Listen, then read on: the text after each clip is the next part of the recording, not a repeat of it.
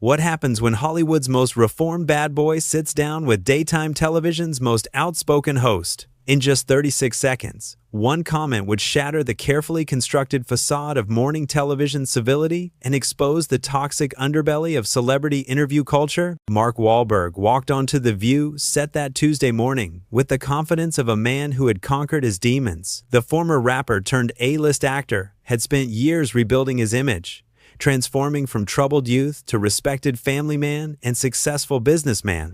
He was there to promote his latest film, but more importantly, to discuss his charitable foundation work with underprivileged kids in Boston. The studio lights blazed as he settled into the guest chair, adjusting his perfectly tailored navy suit. The audience applauded warmly, familiar faces in the crowd holding up signs of support. This was supposed to be a softball interview, a friendly chat about his journey from the streets of Dorchester to Hollywood stardom. Joy Behar sat across from him, her signature smirk already forming as the cameras rolled. She had been hosting television shows for decades, building her reputation on sharp wit and controversial takes. But today, something seemed different.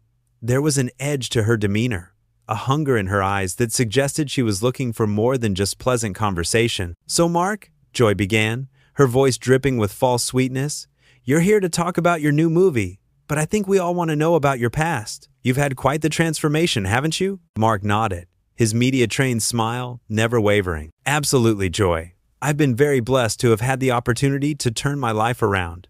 The mistakes I made as a kid, they don't define me, but they certainly shaped who I became." "Mistakes," Joy repeated, leaning forward like a predator sensing weakness. "Is that what we're calling them now? Because some people might say that assaulting innocent people on the street is a little more than a mistake." The studio fell silent. This wasn't the friendly interview anyone had expected. Mark's publicist, sitting just off camera, visibly tensed. The other hosts exchanged uncomfortable glances, sensing the shift in atmosphere. Mark took a deep breath, his voice remaining calm and measured.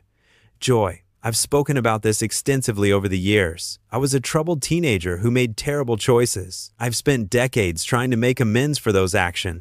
I've worked with victims. I've donated millions to community programs. And I've tried to be a positive role model for kids who might be heading down the same path I was on." "Oh, how noble of you," Joy shot back, her voice laced with sarcasm. "Using your Hollywood fortune to buy yourself some good karma. But tell me, Mark, do you really think writing a check makes up for the trauma you caused? Do you think those people you hurt care about your charity work?" The audience shifted uncomfortably in their seats. This was becoming an interrogation, not an interview. Mark's jaw tightened almost imperceptibly, but his voice remained steady. "I don't expect forgiveness from everyone, Joy. What I did was wrong, and I've never tried to minimize that. But I do believe in redemption. I believe people can change, and I've spent my entire adult life trying to prove that." Joy laughed, a harsh sound that echoed through the studio. "Redemption? That's rich coming from someone who's made hundreds of millions of dollars playing tough guys in movies. Isn't it convenient that your redemption story became part of your brand?" Now the other hosts were looking genuinely concerned. Whoopi Goldberg, sitting to Joy's left, tried to interject. "Joy, maybe we should—" "No, Whoopi," Joy cut her off sharply. "I think the audience deserves to hear the truth about our guest here. Mark, let's talk about your recent comments about 9/11. You said that if you had been on those planes, things would have been different. Don't you think that's incredibly insensitive to the families who lost loved ones?" Mark's composure finally showed the first signs of cracking, his hands clenched slightly on the armrests of his chair. "That comment was taken completely out of context, Joy. I was talking hypothetically in a magazine interview about—" "Context?" Joy interrupted, her voice rising. "What context makes it okay to suggest that you're some kind of superhero who could have prevented a national tragedy? Those were real people, Mark, real families destroyed. And you thought it was appropriate to make it about you and your tough guy image?" The studio was now completely silent, except for the low hum of the cameras. Mark's publicist was frantically making hand signals to the producers, trying to get them to cut to commercial, but Joy was just getting started. "You know what I think, Mark?" she continued, her eyes blazing with righteous indignation. "I think you're the same selfish person you always were. You've just learned how to package it better for the cameras. All this charity work, all this talk about redemption, it's just another performance, isn't it?" Mark finally leaned forward, his voice dropping to a dangerous whisper. "Joy, I came here in good faith to have a conversation. I've been respectful. I've answered your questions honestly, and I've tried to address your concerns. But what you're doing right now isn't journalism. It's character assassination. Character assassination? Joy scoffed. I'm asking legitimate questions about your past behavior and your public statements. If you can't handle that level of scrutiny, maybe you shouldn't be in the public eye. The tension in the studio was now palpable. Crew members were looking at each other nervously, unsure whether to intervene. The other hosts sat frozen, caught between their colleague and their guest in an increasingly hostile situation. Mark stood up slowly, his 6-foot frame casting a shadow over the table. For just a moment, there was a flash of the old Mark Wahlberg, the street fighter from Boston who didn't back down from anyone. But then, his years of therapy and personal growth kicked in, and he took a step back. "You know what, Joy?" he said, his voice now carrying a weight of disappointment rather than anger. "I've made mistakes in my life, big ones, but I've owned them. I've worked to make amends. I've tried to use whatever platform I have to help other people avoid the same mistakes I made. That's all any of us can do." Joy wasn't finished. She had drawn blood, and like a shark in the water, she sensed weakness. "Oh, spare me the motivational speech, Mark. You're standing there acting like you're the victim here, but the real victims are the people whose lives you affected with your actions. And now you want us all to applaud you because you've learned how to behave in polite society?" That was the moment everything changed. Something in Mark's eyes shifted, and suddenly the reformed actor was gone, replaced by the raw authenticity of a man who had been pushed too far by someone who clearly had no intention of having an honest conversation. "You want to talk about victims, Joy?" Mark's voice cut through the studio air like a blade. The transformation was immediate and startling. Gone was the carefully managed celebrity persona, replaced by something much more authentic and infinitely more dangerous. "Let's talk about victims." Joy's eyes widened slightly. She had expected him to back down, to apologize, to play the role of the chastened celebrity. This was not going according to her script. Mark took a step closer to the desk, his presence suddenly commanding the entire studio. "You sit here every day, behind this desk, protected by your producers and your security and your lawyers, and you attack people. You tear them down for entertainment. You make your living off other people's pain and mistakes. So tell me, Joy, who exactly is the victim here?" "I'm doing my job," Joy shot back, but for the first time, there was a slight tremor in her voice. "I'm asking the questions that need to be asked." "Your job?" Mark let out a bitter laugh. "Your job is to entertain housewives and retirees by humiliating your guests? Because that's what this is, isn't it? This isn't journalism. This isn't holding anyone accountable. This is just you getting off on making someone else feel small." The other hosts were now looking between Joy and Mark like spectators at a tennis match. Whoopi tried again to diffuse the situation. "Maybe we should all just take a breath here and—" "No, Whoopi," Mark said, his eyes never leaving Joy's face. "I want to hear Joy explain to your audience why she thinks it's acceptable to ambush someone who came here in good faith. I want to hear her justify why she's more interested in relitigating decade-old mistakes than discussing the positive work I'm doing today." Joy's face was flushing red now, a combination of anger and embarrassment. She was losing control of the situation, and everyone in the studio could feel it. "I don't need to justify anything to you, Mark. You're the one with the criminal record. You're the one who—" "Who what?" Mark interrupted, his voice rising for the first time. "Who made mistakes as a teenager and has spent 25 years trying to make up for them? Who has employed hundreds of people in my businesses? Who has donated millions to charity? Who has worked with at-risk youth to try to keep them out of trouble? Yeah, Joy, I'm that guy. What are you?" The question hung in the air like a challenge. Joy's mouth opened and closed, but no words came out. She had built her career on being the one asking the tough questions, not answering them. "I'll tell you what you are," Mark continued, his voice now carrying the weight of years of frustration with people like Joy. "You're someone who makes a living tearing other people down. You've never built anything. You've never helped anyone. You've never taken a real risk or made a real sacrifice. You just sit there and judge everyone else from your throne of moral superiority." "How dare you?" Joy finally found her voice, standing up from her chair. "You don't know anything about me or my life." "I know enough," Mark replied calmly. "I know that you've spent the last 10 minutes trying to humiliate me on national television for things I did when I was 16 years old. I know that you've shown zero interest in the man I've become or the work I'm doing to help other people. And I know that right now, in this moment, you're showing your true character to everyone watching." The studio was electric with tension. Camera operators were zooming in, capturing every micro-expression. The audience sat in stunned silence, unsure whether to applaud or gasp. Joy's hands were shaking slightly as she pointed at Mark. You think you can come in here and intimidate me? You think you can use your tough guy act to shut me up? Intimidate you? Mark shook his head in disbelief. Joy, I'm standing here having a conversation. You're the one who's been on the attack since the moment I sat down. You're the one who came loaded for bear, determined to turn this into some kind of public execution. I'm just finally defending myself. Defending yourself? Joy's voice cracked slightly. By attacking me personally? I'm not attacking you, Joy. I'm holding up a mirror.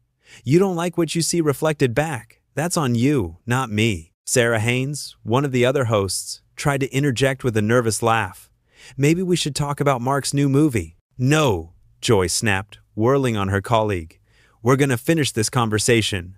Mark thinks he can come in here and lecture me about my career, about my character. Well, let me tell you something, Mark Wahlberg. I've been in this business longer than you've been famous. I've interviewed presidents and prime ministers. I don't need life lessons from someone who what? Mark cut her off. Someone who came from nothing and built something? Someone who made mistakes and learned from them? Someone who uses his success to try to make a positive difference in the world? Joy was spiraling now, her carefully constructed television persona cracking like a dam under pressure. Someone who thinks money and fame make up for being a violent criminal. The words hung in the air like a slap. Even Joy seemed to realize she had gone too far. The other host looked horrified. The audience gasped audibly. Mark stood perfectly still for a moment, processing what had just been said. When he finally spoke, his voice was quiet but carried more weight than if he had been shouting. A violent criminal. That's what you think I am. After everything I've said, after all the work I've done, after decades of trying to be better, that's all you see when you look at me. Joy opened her mouth to respond, but Mark held up a hand to stop her. You know what the really sad part is, Joy? I actually had respect for you before today. I thought you were someone who asked tough questions because you cared about getting to the truth. But this isn't about truth, is it? This is about you feeling powerful. This is about you getting to tear someone down on television because it makes you feel important. That's not... Joy started, but her voice lacked conviction. It absolutely is, Mark continued. And the worst part is that you're doing it in front of all these people. Your audience, your colleagues, your crew. They're all watching you reveal who you really are underneath all the makeup and the clever catchphrases. Joy looked around the studio, suddenly aware that everyone was indeed watching her, and not in the way she was used to. Usually, she was the hero of these confrontations, the fearless journalist taking down the powerful celebrity. But somehow, the narrative had completely flipped. Mark shook his head sadly. I came here to talk about helping kids, Joy. Kids who are growing up the way I did, angry and lost and making terrible choices.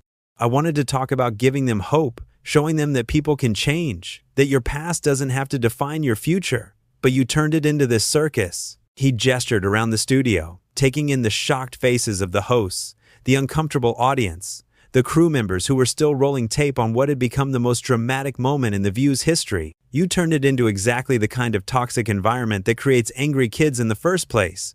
The silence that followed Mark's words was deafening. Joy stood frozen behind the desk, her face a mask of conflicting emotions. Rage, embarrassment, and something that might have been recognition all played across her features as the weight of what had just happened began to sink in. You think you're so much better than me? Joy whispered, her voice barely audible over the studio microphones. Standing there with your perfect suit and your reformed bad boy story, looking down on me like I'm some kind of monster. Mark's expression softened slightly, but his resolve remained firm.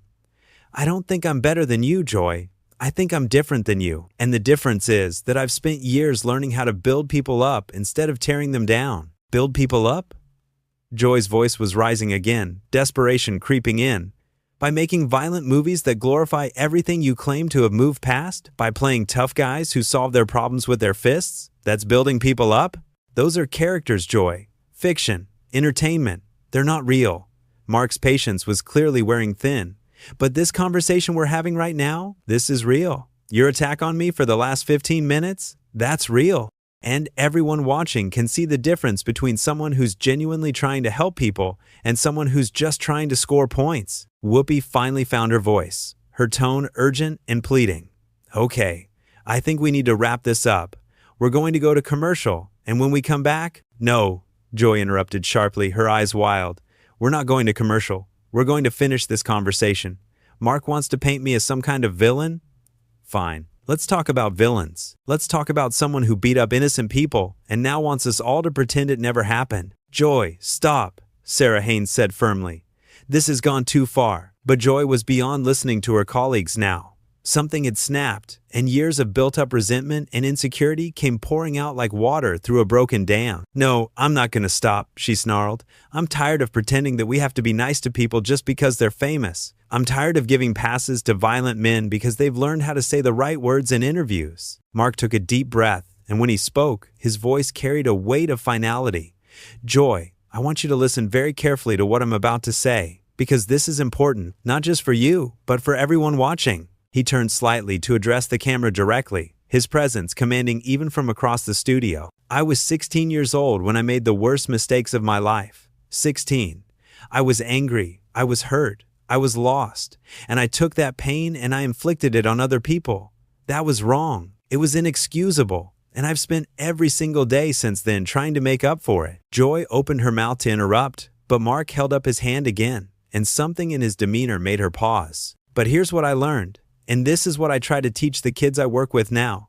Your worst moment doesn't have to be your last moment. Your biggest mistake doesn't have to be your final legacy. You can choose to be better. You can choose to grow. You can choose to help instead of hurt. He turned back to Joy, his eyes sad but determined. But that requires something that I don't think you have, Joy. It requires humility. It requires the ability to look at yourself honestly and admit when you're wrong. And right now, in front of all these people, you have a choice. You can choose to be better than this moment, or you can double down on this ugliness. Joy's face was flushed red, her hands shaking with rage and humiliation. Don't you dare lecture me about choices. Don't you dare stand there and— I'm not lecturing you, Mark said quietly. I'm offering you the same thing I wish someone had offered me when I was 16. I'm offering you a chance to step back from the edge before you do something you can't take back. The studio was so quiet, you could hear the air conditioning humming. Everyone seemed to be holding their breath, waiting to see which way this would go. Joy looked around the studio, taking in the horrified faces of her colleagues, the shocked expressions of the audience, the crew members who were still dutifully filming what was clearly going to be the most talked about television moment of the year. For just a second, it seemed like she might take Mark's offer. Her shoulders sagged slightly, and something almost like shame flickered across her face. But then her pride kicked in, and she straightened up, her jaw set in stubborn defiance. You know what, Mark? You're right about one thing. I do have a choice, and I choose not to sit here and let you turn my own show into your personal redemption tour. You want to play the victim? Fine, but don't expect me to help you sell that story to my audience. Mark nodded slowly, as if he had expected this response. And that, ladies and gentlemen, is the difference between someone who's genuinely changed and someone who's just pretending to be a good person for the cameras. He reached down and unclipped his microphone, the small action somehow carrying enormous weight. Joy, I genuinely hope you find whatever it is you're looking for, but I won't be part of this anymore. Where do you think you're going? Joy demanded, her voice shrill now. We're not finished here. Mark looked at her with something that might have been pity. Yes, we are. We're very finished. He turned to the other hosts, his voice gentle now. Whoopee, Sarah, I apologize that you got caught up in this. You didn't deserve to be put in this position. Mark, please, Whoopi said, standing up. Don't let it end like this. It's not ending, Whoopi. It's just beginning. Everyone who watched this knows what really happened here today. They saw someone who came here to talk about helping kids get attacked by someone who was more interested in settling old scores than having an honest conversation. He looked directly into the camera one more time. To anyone out there who's made mistakes, who's struggling with their past, who thinks they can't change or grow or become better than they were, don't let anyone tell you that your story is over. Don't let anyone convince you that you're nothing more than your worst moment. You can choose to be better. You can choose to help instead of hurt, and you don't need anyone's permission to start today. With that, Mark Wahlberg walked off the View set, leaving behind a studio full of shocked faces and one host who had just revealed more about her character than she ever intended. The cameras kept rolling as Joy stood there, breathing heavily, finally understanding that she had just lost the biggest fight of her television career to a man who never wanted to fight at all. The audience sat in stunned silence, processing what they had just witnessed, a masterclass in how to handle a bully, delivered by someone who knew exactly what bullying could do to a person's soul.